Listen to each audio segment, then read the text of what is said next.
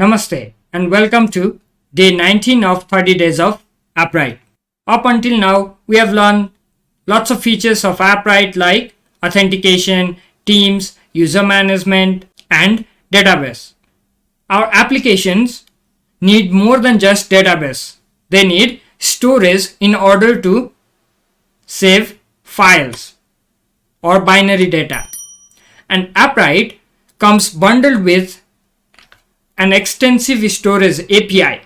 It's very sleek and easy to use API to upload, download, preview, and even manipulate images. So today we'll talk about Appwrite Storage. It's an extensive storage API that allows us to manage our project's files. It supports uploading and downloading of files. It also supports previewing images and manipulating images by providing various parameters. Talking about implementation, right now the Appwrite mounts a volume using the host machine's storage for providing storage. So it uses local file system to store all the files that are uploaded to Appwrite. Appwrite also comes with ClamAV integrated. It's an internet antivirus for protecting your user against the malicious files. ClamAV scans all the files in the storage to make sure it is safe.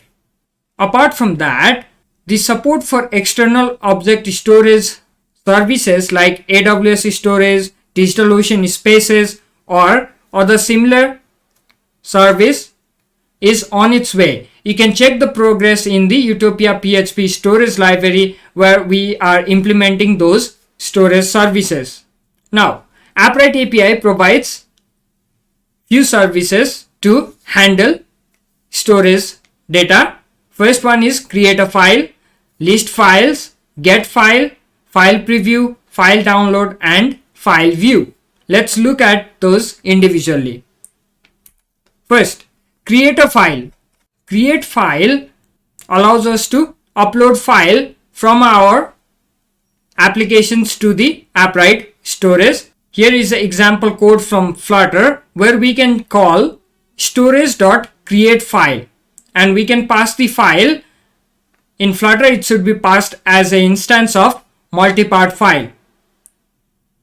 And similar API are provided across different SDKs where we can use the similar method to create a file or upload a file to the Appwrite server.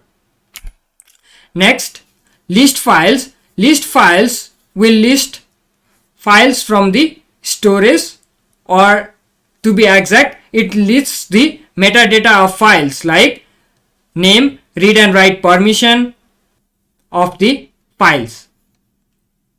Next, get file. We can pass a individual file ID to get the metadata of a individual file using get file method. Then we have a important function get file preview, and especially for images. We can use this method to manipulate image. So the get file preview requires file ID parameter. Apart from that, there are few optional parameters that will help us get the images in particular shape and size that we want. Right now it supports passing width and height to crop, passing background color and image quality, as well as the output format like PNG, JPG and WebP. Apart from that, more features like border radius and opacity are coming up in the next versions of Appwrite. Get file download. This method, when working with web, returns the storage URL with the content disposition header so that a download is triggered. This endpoint is especially useful in web applications where we want to download the file instead of opening the file in the browser itself. Next, get file view. This method similar to get file download, but this will return without the content disposition header so that file if possible will be previewed in the browser instead of download. But for Flutter both the get file view and download work in the similar way.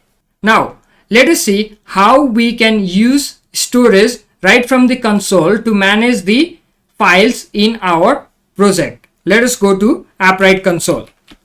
For this, you should already have a project and you should be logged in to your console and select the project. I'm using the water tracker project that we have created for this series.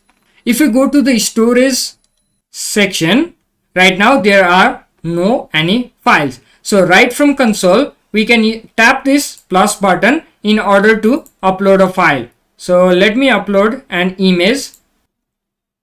Okay. And like database, we have a similar permission structure for files. So we can provide read access and write access to our files in the similar way that we provide access to database items using user ID, team ID, role, or wildcard. Let me tap create.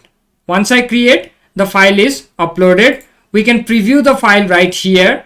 We can also edit and update the metadata like permissions, and we can open the file in new window. See, this is get file view, and then we can download the image. This will trigger file download, that is get file download. We can also delete the file by tapping delete. So this is how easily we can manage storage right from the console. But we can manage storage in similar way from any of the Appwrite's server side or client side SDKs. We will look into those in the next episode. I hope you enjoyed this tutorial. Thank you. See you again in the next episode.